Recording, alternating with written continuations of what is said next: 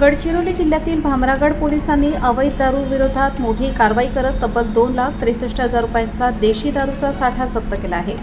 विशेष म्हणजे हा साठा आरेवाडा मार्गावरील मोरीच्या बांधकामासाठी टाकण्यात आलेल्या पाईपमध्ये लपवून ठेवण्यात आला होता। गोपनीय माहितीच्या आधारे करण्यात आलेल्या या कारवाईमुळे दारू तस्करांचे धाबे दणाणले आहेत। भामरागड तालुका मुख्यालयापासून अवघ्या अर्धा किलोमीटर अंतरावरील आरेवाडा मुख्य रस्त्यावर भामरागड पोलिसांनी ही धाडसी कारवाई केली आहे। बाहेरून विदेशी आणि देशी दारूचा पुरवठा होत असल्याची माहिती पोलिसांना मिळाली होती। त्यानंतर पोलीस प्रशासनाने परिसरात विशेष लक्ष ठेवले होते। आज सकाळी सुमारे 10:25 सुमारास आरेवाडा मार्गावरील मोरीच्या पाईपमध्ये पोत्यांमध्ये अवैध दारू लपवून ठेवण्यात आल्याची गोपनीय माहिती पोलिसांना मिळाली। पोलीस निरीक्षक सचिन शेवाळे यांच्या नेतृत्वाखालील पथकाने तात्काळ घटनास्थळी धाव घेतली।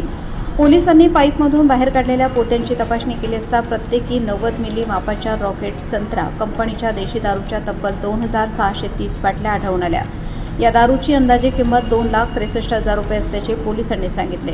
पंचनामा करून संपूर्ण मुद्देमाल जप्त करण्यात आला असून तो भामरागड पोलीस ठाण्यात जमा करण्यात आला आहे। प्राथमिक तपासात या अवैध दारू साठ्याचे मालक तारा सनातन बाला, के मुसरा उसेंडी आणि करण वेलादी असल्याचे निष्पन्न झाले आहे। या प्रकरणाचा पुढील तपास पोलीस उपनिरीक्षक दत्तात्रय उजे हे करीत असून संबंधित आरोपींचा शोध घेण्याचे काम सुरू आहे।